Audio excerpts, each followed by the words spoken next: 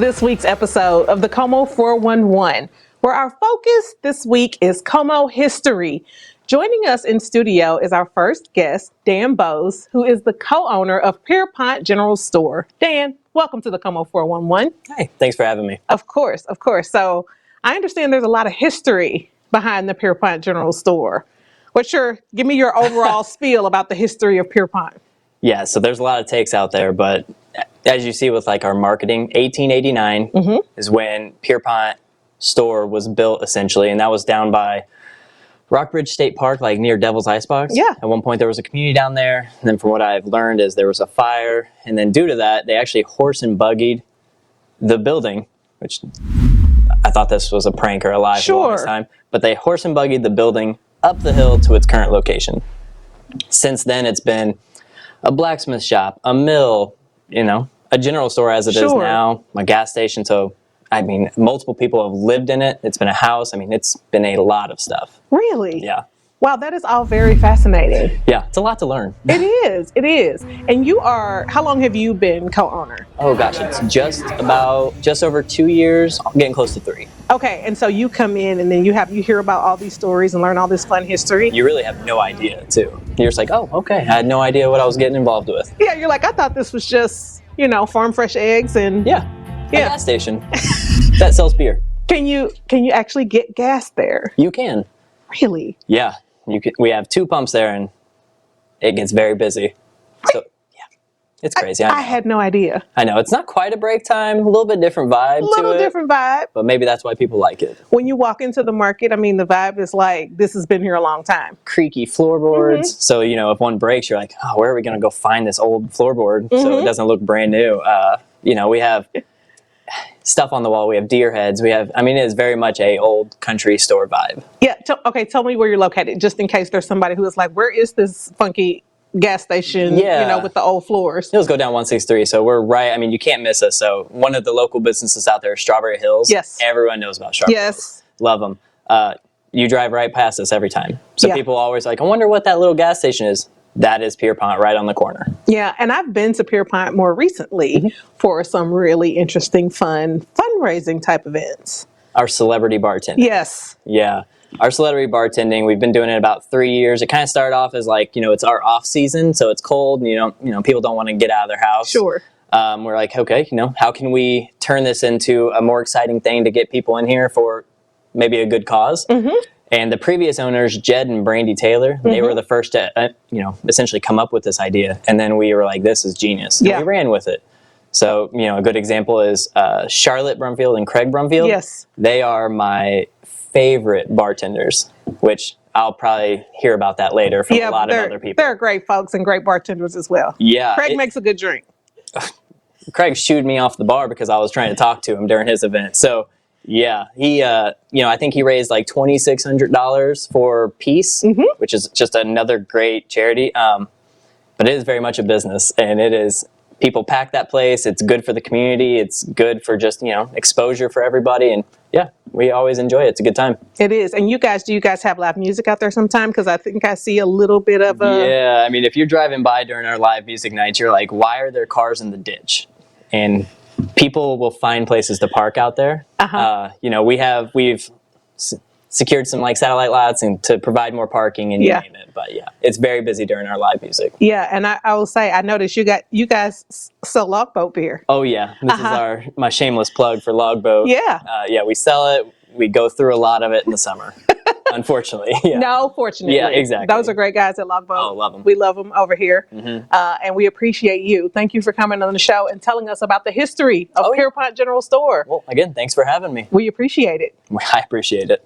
All right. And coming up next, we have our next guest, Barbara Harrell, to talk to us about Blind Boon Home.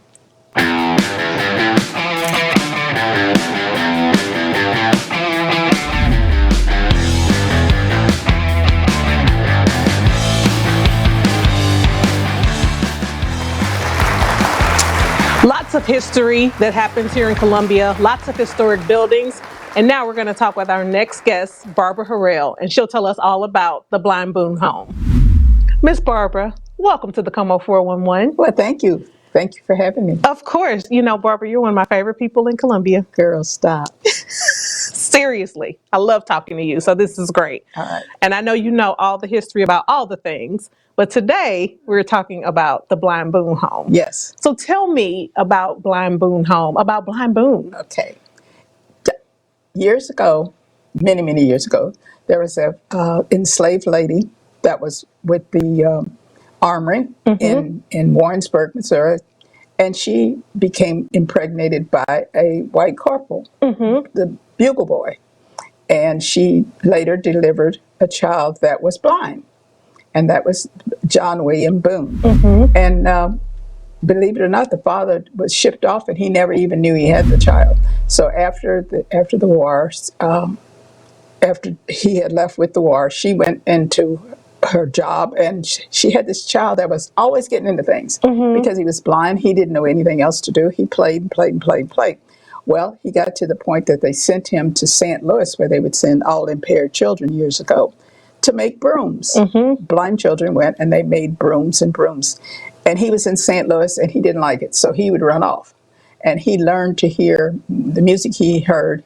He learned to play the piano, and he played the music. Harmonicas, everything. He played every instrument. And later on in life, he was in Missouri, came back to Columbia, and was doing a concert in Fayette, Missouri. And this guy saw him and saw that people were using him, as prophet. And so this guy got with him and said, "We're gonna be a team." And so this guy happened to be John Lang Jr. And John Lang Jr. became his brother-in-law. Oh. He married Lang's sister Eugenia. Okay. And the house that they live in was a wedding gift from John Lang Jr. He was a contractor here in Columbia. And you have to know the history of the John Lang Sr. to know that they were big time black, at that time, Negro, African American, whatever they're calling it at that time, producers in Columbia. They were the wealthy. And so he built the house for them, 10 rooms. They never had any children, but Boone went on to be one of the world famous musicians in the country. He did ragtime, he did American history music, African American music, he did soul music, he did jazz. Every music he would hear, he never put anything, nothing was ever written. Wow. So if you come to the house, you get to see his original piano, which we have just gotten back after 15 years of being in storage someplace in Virginia. And we also have his other piano, his traveling piano is out at the Boone County Historical Society, and you should see them both, and it's fantastic. Yeah, I've seen that out there. We invite everybody to come to the house. It is not a museum. It is a home. Yes. It is a place, community place. It's dedicated for 1927, and it's everything in it is of the 1927 vintage. And so people can rent the home. I mean, they can get tours, but they could rent the home to use for events, whatever you need for the house. We have 2 things a year that are our giveaways. We have his birthday coming up in May, but we're going to have it in June. June the 3rd, we're going to have a birthday party. So everybody, please come, 4 to 7. We have music, and we're going to even have barbecue this year. And then we have the Christmas party, and everybody's in. And those are our fundraisers. We don't go out and do any fundraising because the house belongs to the city of Columbia. Okay. And in 2000, the house was renovated, and we've taken us this long to get the house where we want it. Wow. And the foundation does run it. We are the curators of the house. You are the curators of the house. And how many people, if I was renting it for an event, let's say, how many people could I get in? I know it's more than what people think from the outside. We can get, walking around in the house, we can get, at Christmas time, we've had 150 or so. Ragtime, we had 200 there. Wow. And if you come in the summer, we can use the yard because there is a garden, a tribute garden in the back. Yeah. And you can contribute to the tribute garden and bring your stone. We'll take a stone from you anytime.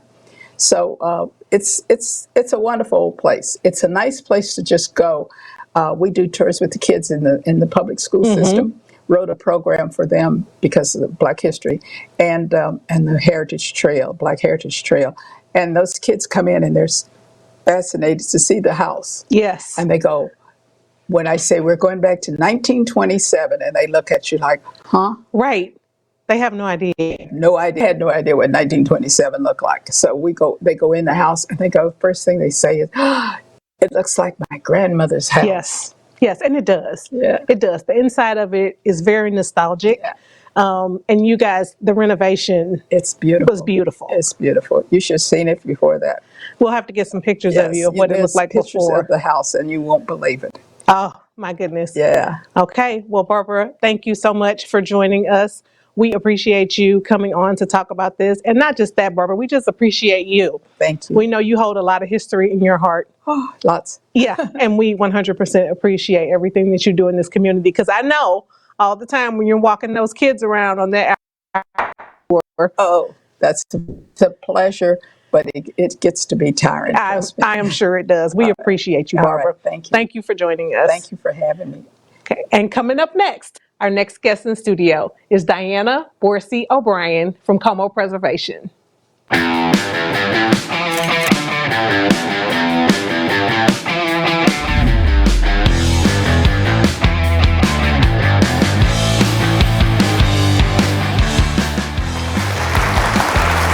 There is so much history here in Columbia. And now there's a group for that. There is an organization in town, Como Preservation, and here with us is the board president, Diana Borsey O'Brien. Diana, welcome to the Como 411. Thanks for having me. I'm really excited about being here. Como Preservation is getting ready to celebrate its 1-year anniversary coming up next month. Okay. And we are all about saving the history of our architecture and buildings. We already have 2 other organizations that save some of our history, but nobody but us is dedicated to just saving our history in our buildings and our buildings. We got started from outrage over the buildings that were demolished at MU. As you probably well know, our first hospital was demolished, the first women's dorm was demolished, and I think it took us by surprise. We realized how easily we could lose the jewels of our community. So we got started, and we believe that when you save a building, you save your history, which tells you who you are and where you're going. That's amazing. So tell me, what kind of, seems like there's people like, I really love history, you know, and who are really interested in the history of the buildings inside of Columbia? We will take, you don't have to be interested just in buildings. Okay. You can be interested in giving back, because we're here to do 3 things. First of all, to teach people the importance of historic preservation. It's a big economic engine. Second, we're here to help people find alternatives to demolition. Sometimes buildings are demolished because of neglect. So we're going to put together a toolkit and a list about workmen and craftsmen who can repair your home. If you have an old plaster home, it's really hard to find somebody who does plaster. Yeah. So we will create that list.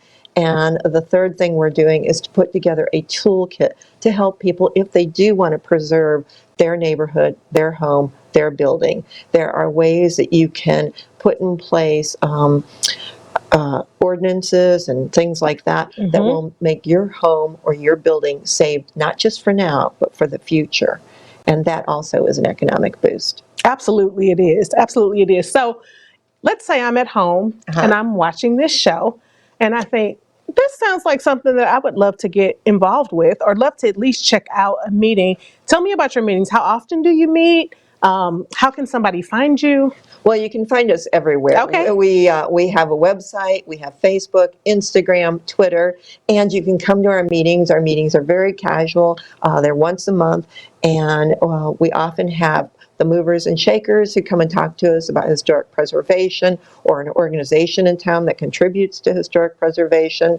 Our next speaker is going to be the owner of the Niedermeyer, and he's going to tell us why he saved that building. And when he told me why he saved that building, I almost cried and teared up. Really? It's a great story, because I don't know if you know this or not, but the Niedermeyer is actually where Stevens College got its start. So he was very touched by that, because one of his relatives had been a school teacher. And when he heard that story about the Niedermeyer, he had to save that building. So I told that little secret. I should have kept it. Oh. But we do meet once a month. We have so if you just love history, yes, our calendar contains all the items going on in Columbia about history-related events. So we try to keep our calendar up to date. That is fabulous and really good to know. And so we can find Como Preservation on your website, on Facebook, on all the social media. Thank you so much for joining us. It was a pleasure having you. I appreciate it. And I'm sorry, did you tell us the website? I'm sorry, I can't remember. We keep it simple, comopreservation.org. Okay, comopreservation.org. That's where you can find them. Thank you for joining us, Diana. Thank you.